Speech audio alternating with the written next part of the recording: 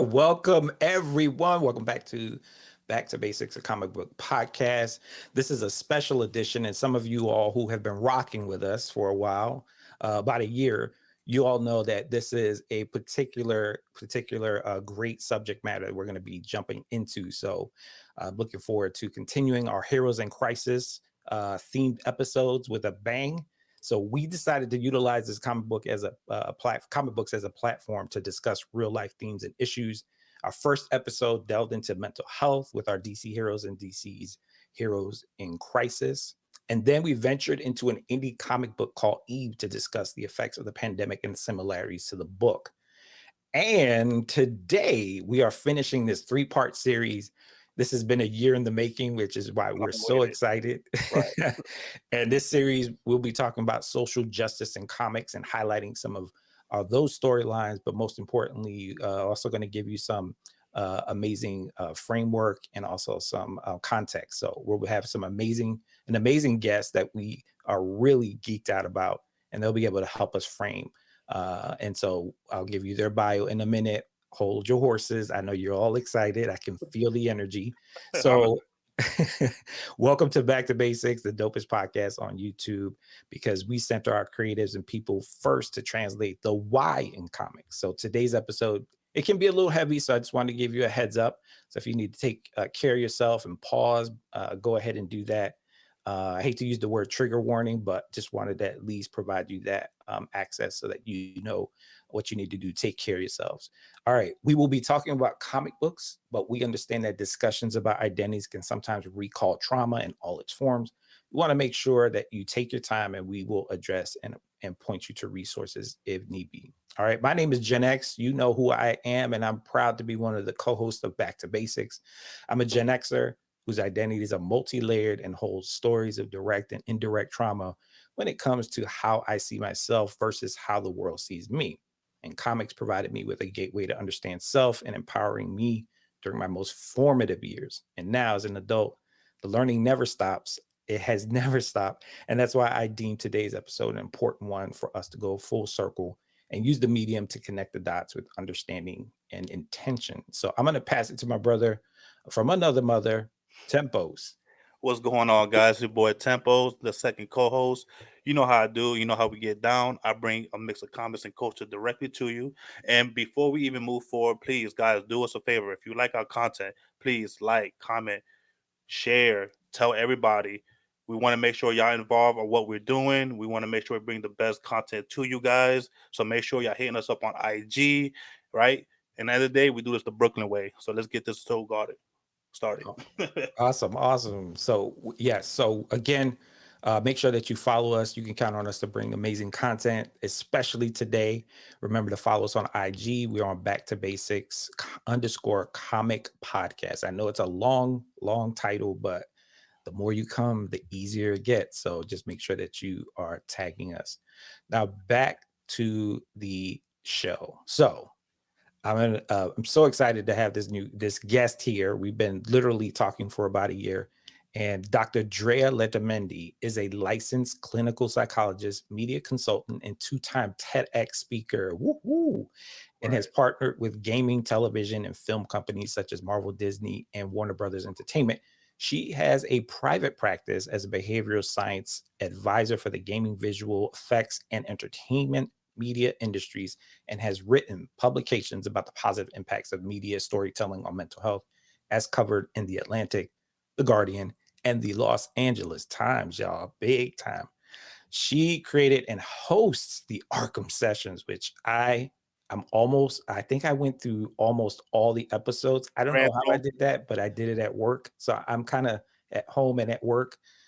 People always can hear it outside of my door, which is, I don't know if that's a good thing or bad thing. Yeah, I know. It's okay. They know I'm a Batman fan, so I am Batman. This podcast in particular looks at the psychology of superheroes and other pop culture narratives. Her latest publication is titled The Force Awakens: Mindfulness-Based Cognitive Behavioral Therapy Using Star Wars. Ooh, that sounds freaking amazing. So for more information, we'll make sure that you have the website and all the credentials that you need to get in touch with Dr. Drea, especially on her website. which has a chock full of information. So Dr. Drea Psychology.com is where you can find her. And we're going to pull her into the stream. Yes. So let's hear it all, everybody.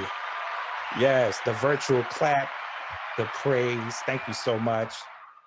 We're going to put you at the center of our podcast. And just want to say thank you once again for agreeing to hang out with us for almost an hour, and I just want you to just enjoy yourself. I know that you are pro at this.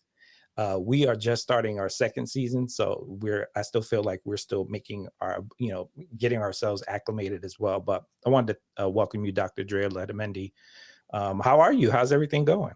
I'm so good. Thank you for having me on the show. And again, thanks for inviting me, back several months ago when you were putting the series together.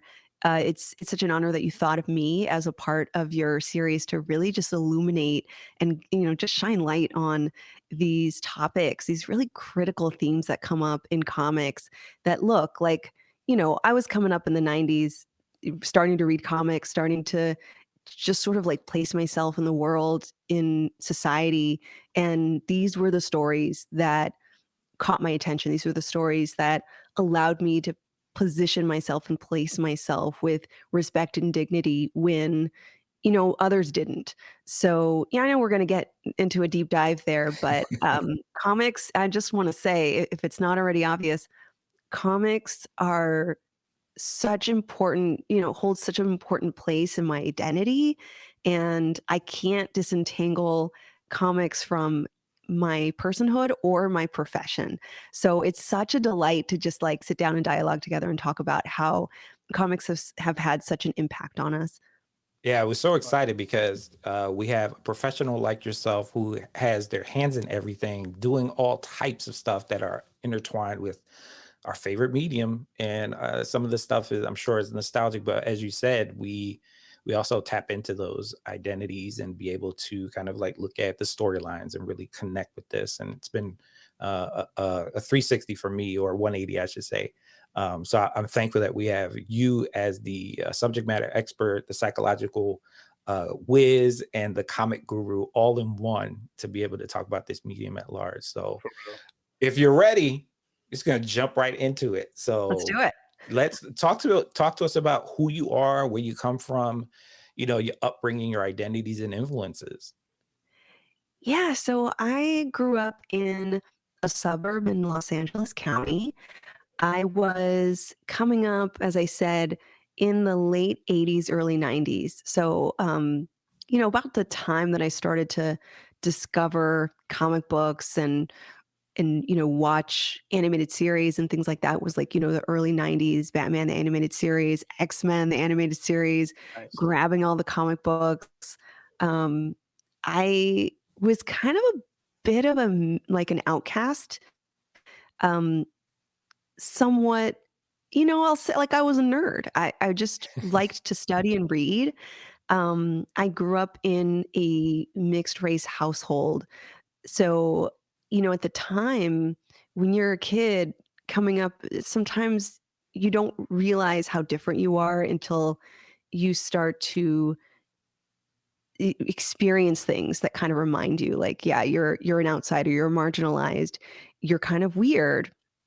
And as a mixed race Latina girl in LA County, I just started to see comic books as, a place that I could call home. Like, even though, like, let's be real, I wasn't necessarily seeing characters like me in comics, but I was seeing characters who were, isolated and marginalized and sort of felt a sense of thwarted belongingness.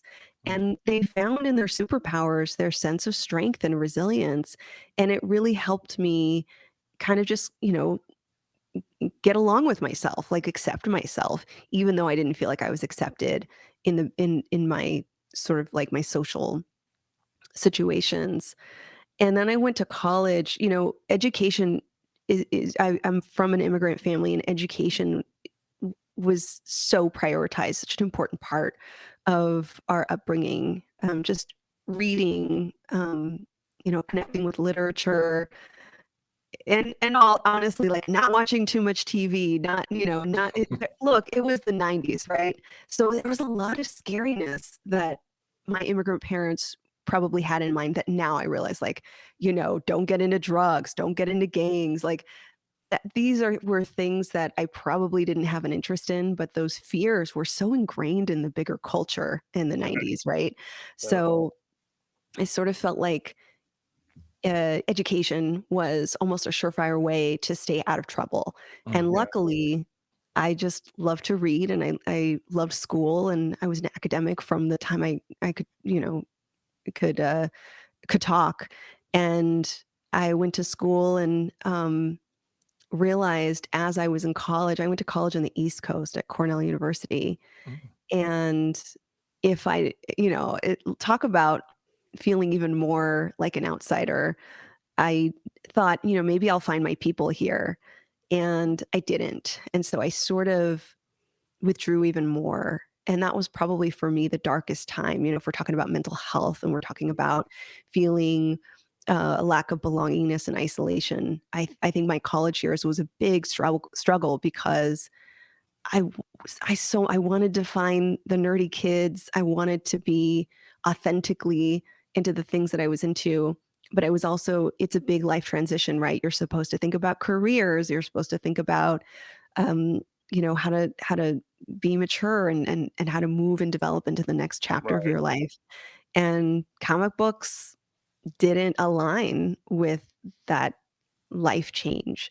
And so I did turn away from it for a while and felt even more lost, but assured myself, I would find my way.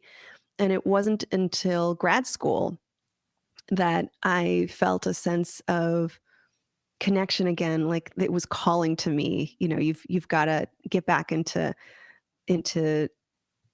these literary connections. You've got to get back to that storytelling that helped you, find your way. And so it was in grad school. I was getting my PhD that not only did I connect back to comic books, that's when I really ventured out to comic convention. That's the first time I ever went to a comic convention was during grad school because I was in San Diego, just minutes away from San Diego Comic Con, and went to my first comic convention. And it's like, oh, here are all my y'all were here the Finally. whole time. Way up Uh, there. yeah, so happy to be around like folks my age, adults, connecting to comic books and collecting and sharing experiences. And that was the probably, like I'd say, we all have our origin stories. That was the first like one of these turning points for me where I realized, no, I think this is where I belong. And I think as a professional and as a just as a person, this is where I'm meant to be. And from there, things grew, and I started the podcast, and it's things just unfolded from that point. Wow, that's a great origin story for sure. Right. Yeah, I think for most of us, yeah, we had to play in adult areas of our lives and had to put comics aside. But I find it interesting that we all share the same return to our childhood slash nostalgia that allows us to really, as adults, really find the importance of these comic books, of their story, and the arcs that really connect to who we are, which is really cool. So thanks for sharing. That's a really cool origin story. Um, with that said, I'm going to have Tempos, continue our conversation because I think one of the things that, as far as what you do in lectures, I definitely wanted to dive into this, but we can talk more about this. But you give a lot of presentations, lectures around the topics. Um, can you share some nuggets around that in the lectures and how you connect social justice to the comic book storylines? Sure. The podcast has been around for over 10 years, and that's the first place I think in terms of public awareness of mental health education. That's where everything started. So I was using the podcast to essentially start with the landscapes of comic book stories, animation, film, television, comic books themselves. So the stories that derive from comic books, and how, as a psychologist, I can lift up and expand on topics that impact us every day, right? Uh, Clinical psychology, so issues like depression, anxiety, PTSD, trauma, suicide, to issues like social acceptance, to issues like social justice movements and racism and discrimination, and um, finding belongingness in this current climate, right? So the podcast was really where you might almost call it like that's the lab, right? That's where I'm kind of figuring out how to talk about really serious topics in ways that start with the media and then lends itself to unfolding and expanding on real world themes. And then from there, I'll have to say too, it wasn't easy when I started the podcast. I think podcasts are awesome. About 10, 12 years ago, podcasts about comics. Now, that wasn't really like we didn't have a lot of that. Podcasts about psychology and comics, that wasn't happening. I don't know if I was the first person, but there were definitely not a lot of folks doing this sort of thing. Still not a lot of So folks doing it. yeah, right. Yeah. Yeah. So I sort of felt a sense, and I just want to be candid about it. It wasn't easy to begin with. Folks in the field of psychological science, had kind of like an eyebrow raised at me, like, why aren't you in the ivory tower doing this Mhm. work? Why did you get your PhD and you've left academia? I want to be clear that no one was criticizing my choices or being outright negative about that. It was more or less like there wasn't space for me. My applications to like science conventions weren't being accepted. My podcast really wasn't being acknowledged by that field. But then on the other side, I was being asked to present at conventions. And to answer Mhm. your question, Gen X, like that's kind of where it started. After the podcast, comic conventions was like the next phase. Take it, take it to the people, right? Mhm. At Right. the comic conventions, that's where we have panels that give space and safety, and these dialogues that people, of all generations can come and talk about these themes. And again, 10, 12 years ago, there was still a lot of stigma around discussions of mental health. And now I think there's a lot of not just acceptance, but an eagerness among people, like, yes, we want to talk about this now. So the panels that I've been doing for now, I've been doing that since 2009, 2010. So that sort of evolved into, um, you know, uh, transitioning to academic spaces. And that Mhm. was later in the process where universities were asking me, come and do a guest lecture. How does pop culture and comics impact our sense of psychological wellness, our emotional well-being? How can we use media to talk about these issues? And that's how my presentations and lectures came to unfold.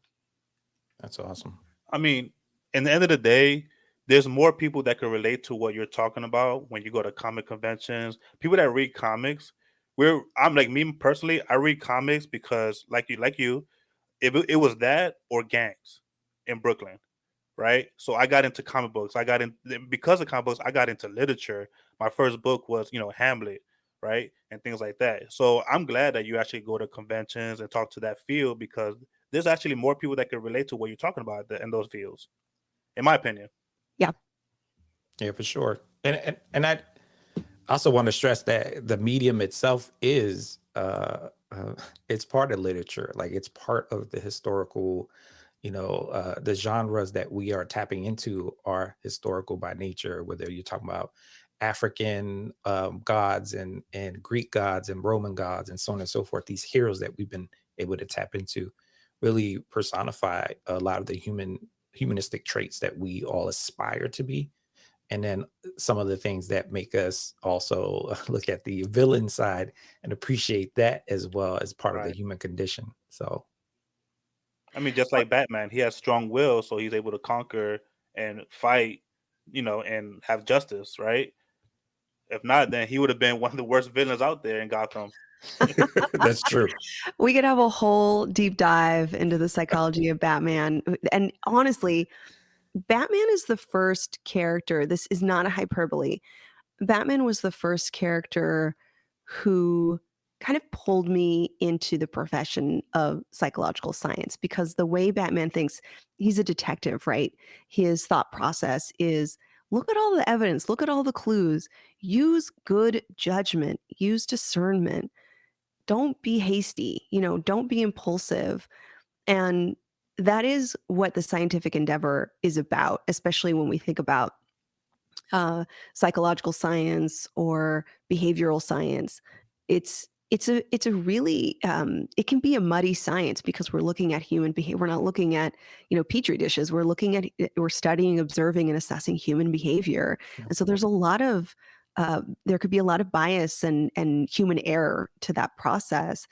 And it was really about Batman's treatment of villains, this lens of not sympathy, but of understanding and comprehension, that really invited me to explore clinical psychology. And again, that's not an exaggeration when I say, like, comic books led me to, like, think about getting my PhD and becoming a psychologist, Nice. because every story was about, like, let's not say this person's bad. Let's not say that Killer Croc, or even the Joker or Harley Quinn, or some of these villains in the grayer area at the time.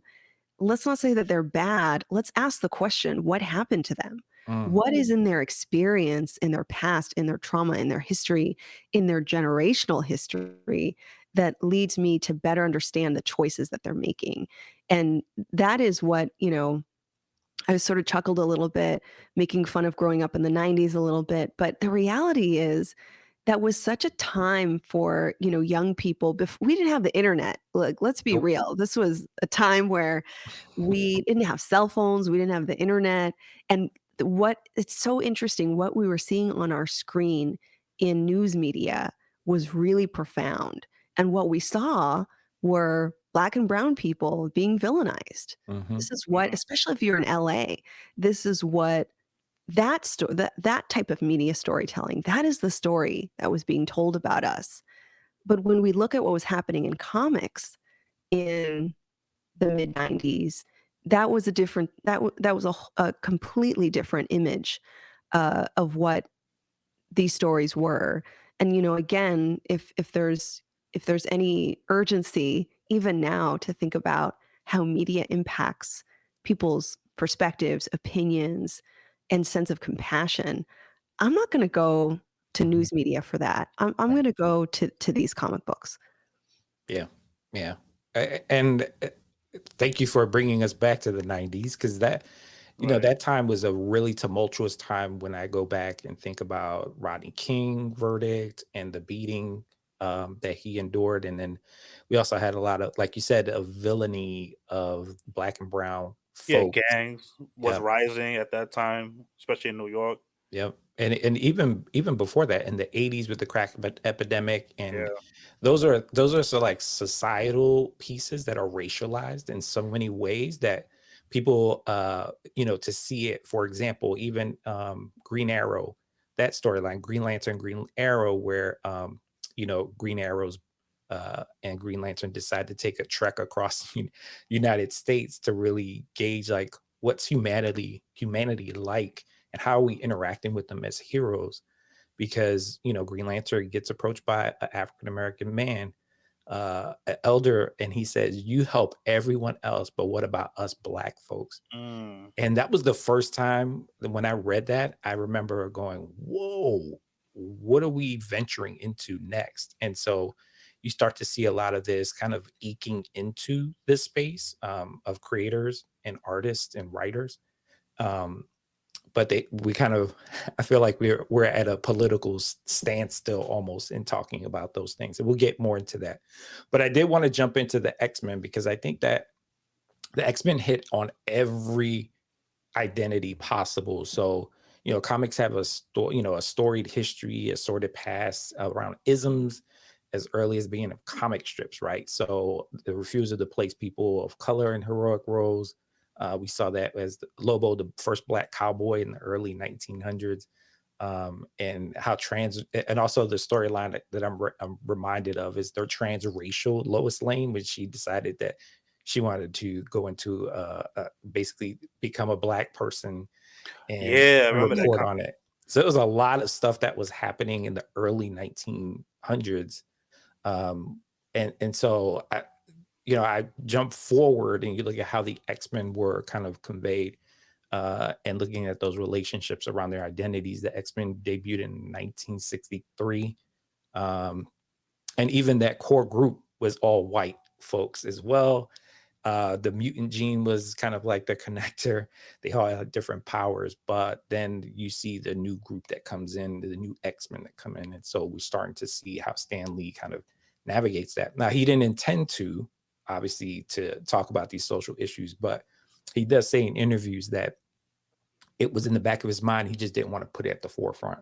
And I think that says a lot about the time that he was writing and really creating during that time. It was really still tumultuous and difficult.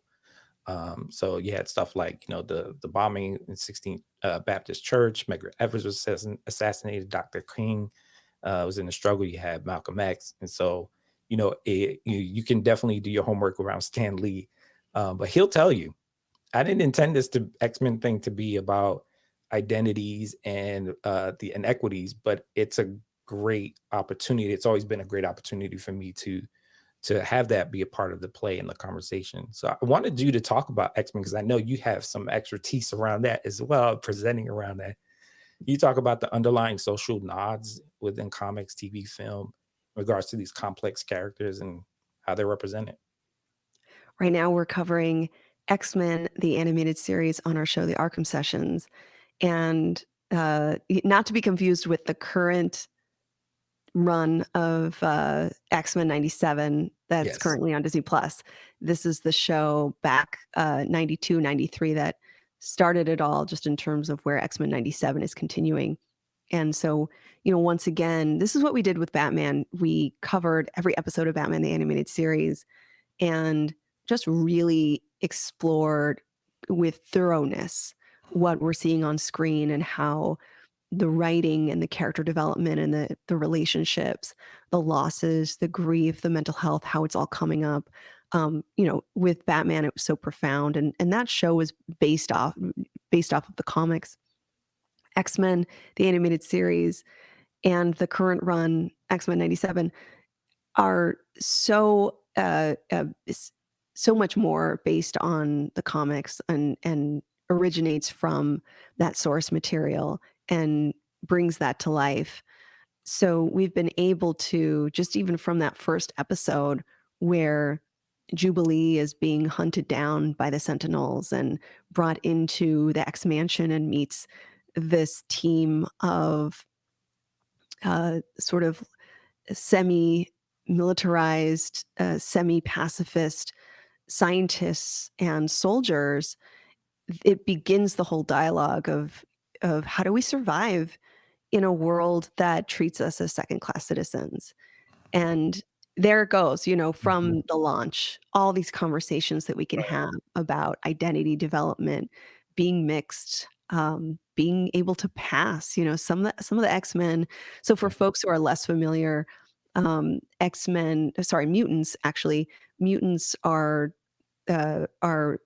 people who have this mutation in their genes, and usually around the time that they hit puberty is when that phenotype manifests, where the outside, their exterior or their abilities, their behavior, their powers kind of start to develop and um, materialize during puberty. And for some mutants, it is profoundly visible. It's very external. Take Beast, for instance, that you can't squint at him. He is clearly a mutant. Yep. And then there are others. Jubilee could likely pass if you don't see her use her powers. And passing basically means that you can navigate the world as if you were a person in the majority culture or majority group, and therefore even benefit from the advantages of the majority group. And there's just a lot of interesting uh, segues and themes that come from that. I'm really fascinated by mutants because of the way that they find themselves in society. Um, those who are, for instance, shapeshifters can change they have certainly a mutant phenotype but they can change their bodies to look like any Mhm. any manifestation, right? And so that brings up a lot of questions around um, who are you really? Are you really a product of your external self? Does your hair and skin color and eye color even really matter? No, Right. those are all constructions of society. And the mutants who can shapeshift and navigate society with that ease are just really lessons learned for us around how much importance society places on these arbitrary markers. Mm, yeah. I mean, I'm even thinking about the Morlocks, right? They live Oh, below yeah. ground, right? They have physically, they don't look like everyone else. They can't pass. Most of them can't. And so this underground like society that lives there under the foot basically of humans and some mutants, right? So being taken advantage of. So there's even more levels to this. You know, I always equated it when I read that comic book or when I read the comic book period and saw the Morlocks. I thought about socioeconomics. I thought about like how people navigate those systems. And so those are some areas that are really you know, to me tapped even into my own childhood growing up in a single parent household, not fitting in, latchkey kid. There was a whole bunch of stuff that I really connected to that series in particular, but the comic book specifically. The crazy part is when you was talking about shapeshifting, like Mystique, she was like growing up, she was really insecure, right? She always shapeshift to be a part of a group, things like that. And I feel bad for her because the way she grew up, how she gave birth to a Nightcrawler, and what was it, Jean Grey? Did she give birth to, or was it Rogue? Right, Nightcrawler and Rogue, they're twin brothers. Well, I think Rogue is like an adopted daughter Is to, adopted. yeah, 'Cause I to know they came Mystique. from her. But even that, it's like she had to fit in. She was obsessed with trying to fit in. Even when she met Professor X in the movies, they kind of changed the origin, but she did that just to fit in. She always changed herself. And even Xavier said, like, you don't have to do that. Like, just be yourself and, stay that way. You don't have to be a part of this. Because in the end of the day, mutants were the new minorities, Right. right? And that right there hit hard because at the time when we were growing up, I was the minority, my skin color, and being in groups and gangs and all that stuff. And to see like X-Men cartoons and that's the new minority and they're getting attacked by robots and all these people. That was a crazy time. That was it was a lot of stuff in that those cartoons that you could relate to in real life. It was crazy. Yeah, I love what you said about the message that Professor X, really emphasizes with some of the characters and especially with Mystique.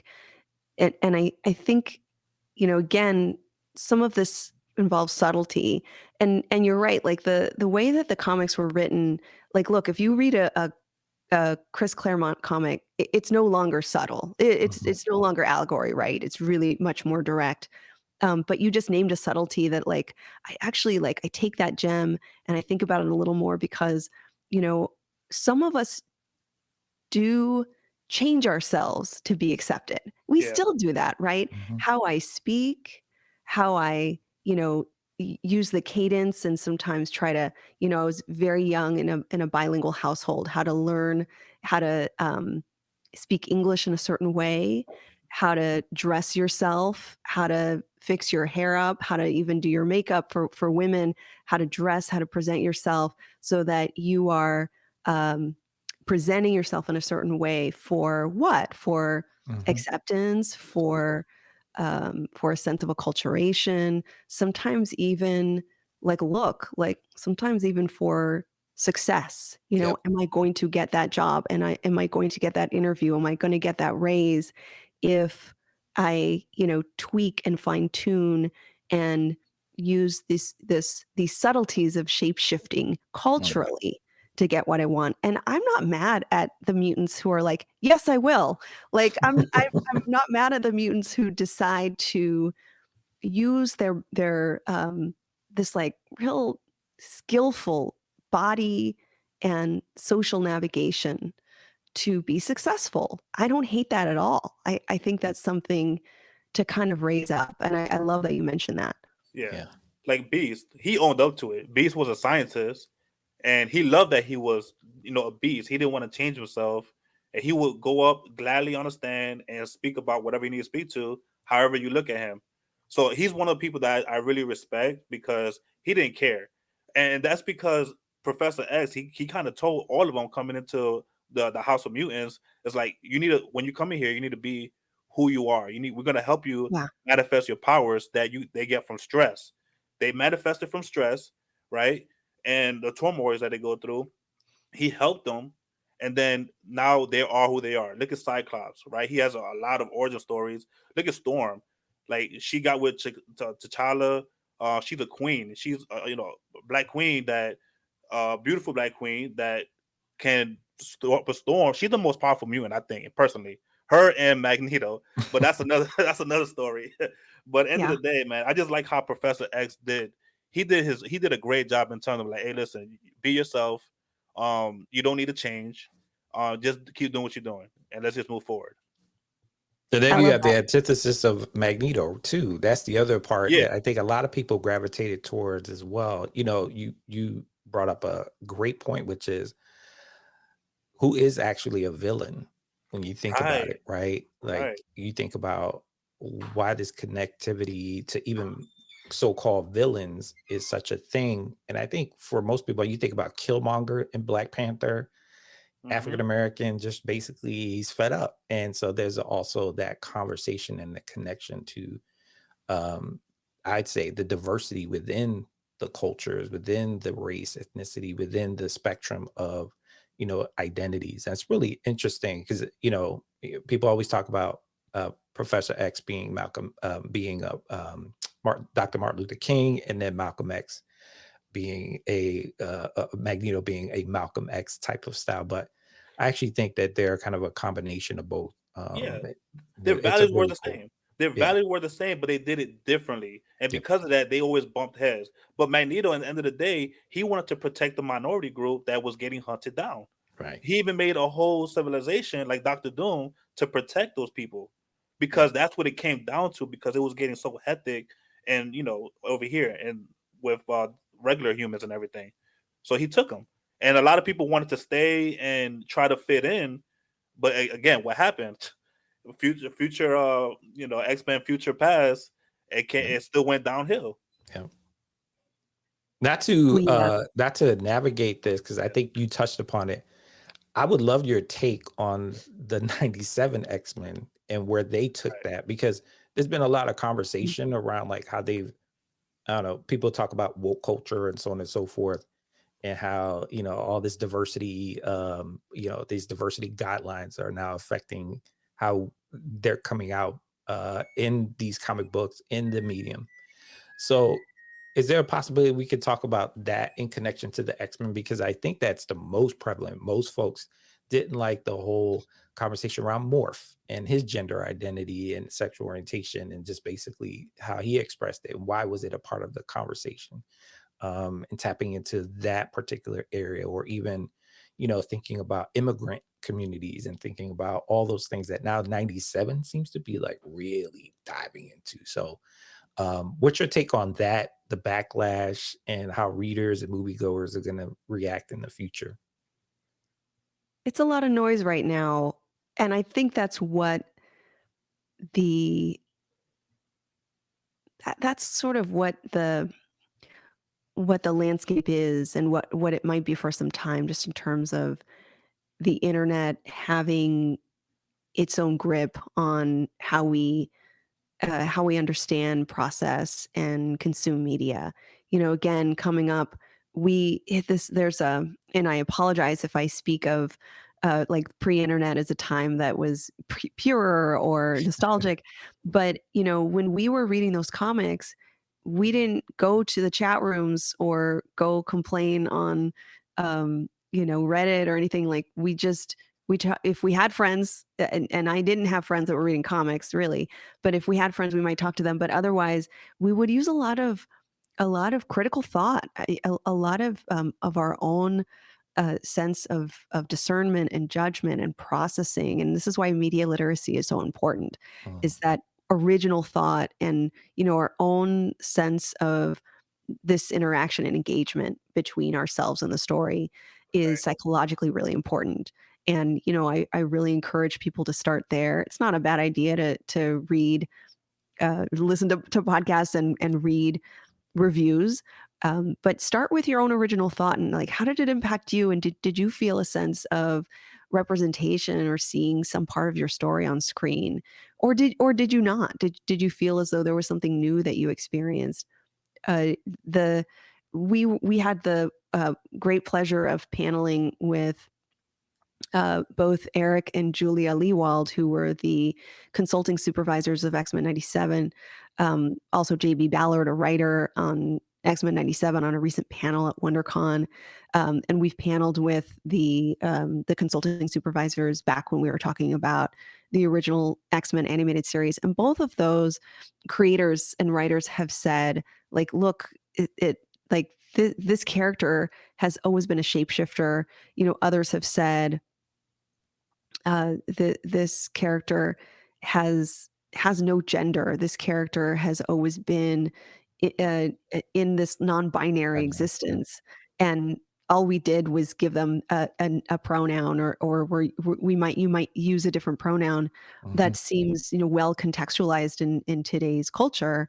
But back then, that those pronouns weren't really readily used in the same way. Right.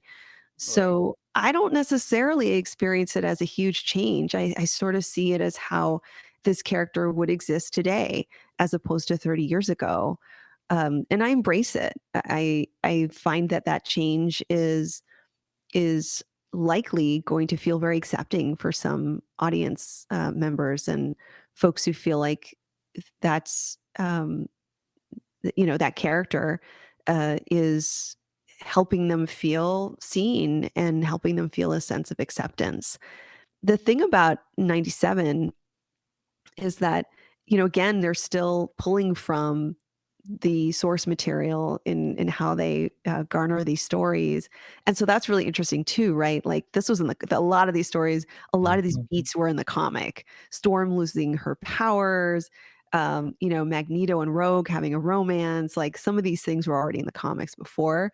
So I hope that audiences understand that's really to the honor and respect of these writers who put these stories together. Right. um, but what I have said about both versions of the animated series, both the current one and the one in the 90s, is that there's this there's really a lot of care around writing mutants as people who are impacted by their social environment. So what I love about this is it is a story of resilience among all these characters. This for me is really an amazing representation of liberation psychology. And I Mhm. practice liberation psychology. This is a movement in psychology that puts a pause on pathologizing an individual. If you see somebody who's marginalized, who might be showing signs of low mood or depression or suicidality, or a sense of feeling withdrawn, and you just look at the individual, you're going to pathologize the individual. That is a very kind of like, Western medical model, is to look at Mhm. disease that way.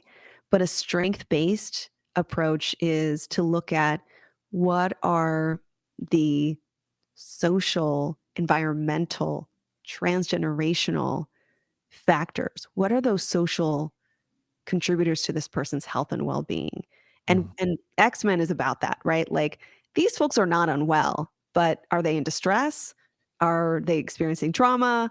are they experiencing thwarted belongingness, in some cases actual persecution Mhm. and a threat to their existence, then yeah, they're going to feel a certain way. We don't Right. right? We don't pathologize Storm for feeling an incredible sense of loss for someone, zapping her powers. Mhm. We wouldn't necessarily pathologize that response, right? We would humanize that. We would understand the social factors involved in her sense of self. And I think that's really such an amazing part of X-Men and the writing that again originated from decades of comics is that it really takes that lens. And that's the way that they tell stories. They don't use trauma as a gimmick or as a way to kind of get readers to like buy that comic book because we know those gimmicks happened, and especially in the 90s when it's like Yep. that character dies and that character dies. It's more about no, X-Men is more about like let's center the trauma but understand how it impacts on all these levels. Mm. Right. Well said. I need to be in your class or a presentation. Seriously. Yeah. The It's so much of a peeling, almost peeling an onion back and kind of really getting to the root of all these things that are all interconnected. This is really food for thought. Thank you. I appreciate that. That was really good. Tempos. Yeah, I know, because I like how they had a safe place. The one person that really is frightening is the type of people that hold it all in, right? The trauma, the torment, like Scarecrow. He was a master psychologist. He was a scientist, in chemistry, powerful human. I think he's really underestimated in the Batman continuity, and he's one of those people that grew up tortured by his grandmother. He was locked in a room. Um, the way he taught his class, he shot a firearm in his class to scare his kids just for the reactions, right? And then he became Scarecrow. Like, what do you think about Scarecrow in regards to him being like a psychologist and the same atmosphere of where you practice also? You're right. This is a character who's been written about a few times, and most of those origin stories involve child abuse, being locked up in a cellar or a basement, being tormented, like basically being an experiment. Yeah, And it's interesting because it really exemplifies the multiple pathways that follow traumatic experiences and adversities. A lot of times, it's not uncommon for someone to feel a sense that that injustice happened to them and they're looking for a pathway out of that. Sometimes it manifests in this really externalized way. You don't necessarily see that Scarecrow is suffering uh, or that underneath all that is Dr. Crane, this really vulnerable guy um, who actually had a pretty honorable sense of how to push science forward and how to benefit society. Like all those things are there, all those things I relate to. right. And then something gets twisted, something gets caught up in a fixation. And Yeah. that fixation just leads down a path of destruction and of taking harm and harming others. And I'm careful because not Mhm. all of us who experience trauma want to harm others. Mhm. But one of the things that I do in my work is to collaborate with law enforcement, and we Nice. we basically do threat management work together and try to look for and assess threatening situations and threatening people. And while not everyone who's threatening is someone with a history of trauma, a lot of times you'll find something there like feeling isolated, feeling misunderstood, feeling like they don't belong. And violence is never the answer. Destruction is never the answer. But I think that's a part of how Batman is such an important uh, Mm, character in Mhm. our comic history is because we don't just villainize somebody. We think about, how do we understand the pathway that led them there and then use that pathway scientifically to prevent it from happening. right. I mean, the same with Mad Hatter. I mean, he's another one that's underestimated, and he's a master hypnosis. And Batman had to go to a different world to fight him. He had to really like he is the master detective in in all DC. But I don't know. In the end of the day, I think there's a lot of underestimated characters in DC that they could be utilizing to help people, right? Because they just throw them into Arkham Asylum and then they escape.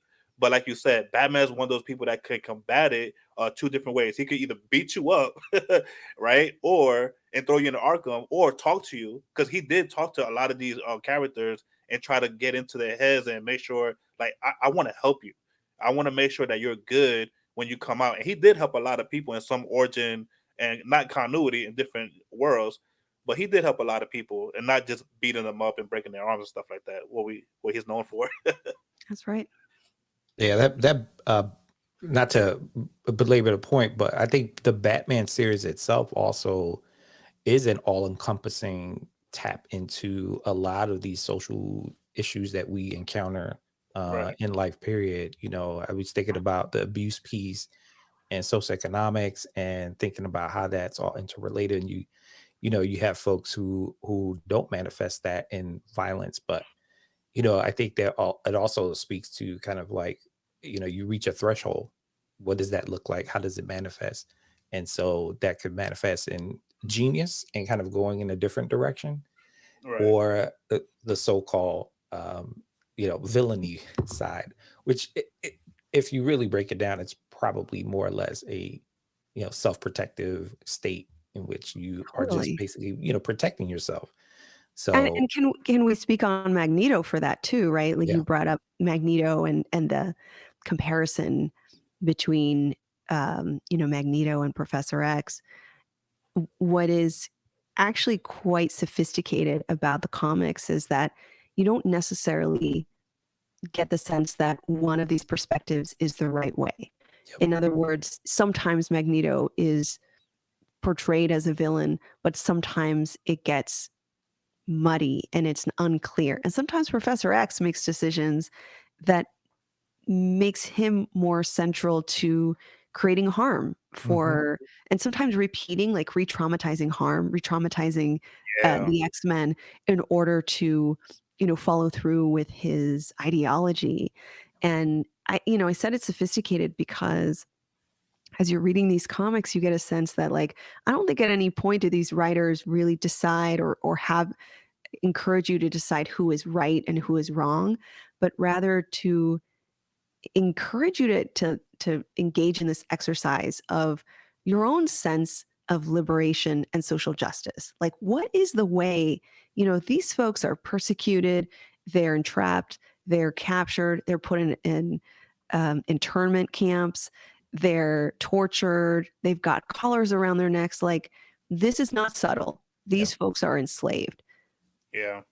Does this not make you angry? If I think that these stories give you permission to Mhm. feel a sense of a traumatic anger and resentment and helplessness. And when Magneto, rises to the skies and says, like, "Don't you want to do some damage?" I'm like, yes, actually, yes, I do.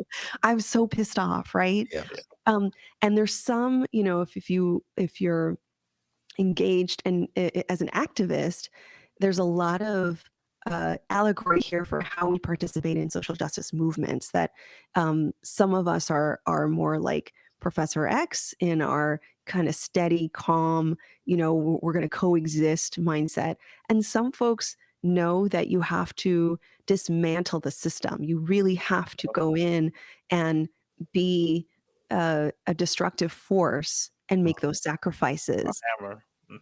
Yeah, and people don't wanna have those conversations, but I think, it's important to show all those manifestations and exercises around social justice.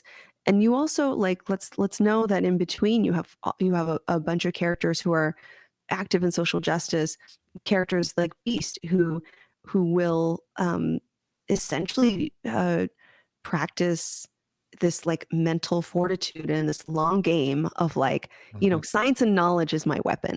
I'm Yeah. Mhm. gonna use science and knowledge to advance myself, my kind, my people, and we will get there through the sense of, patient activism, nonviolent civilian activism, Yeah. and sometimes that's where we fit too. So it's really beautiful, just all these different perspectives and ways.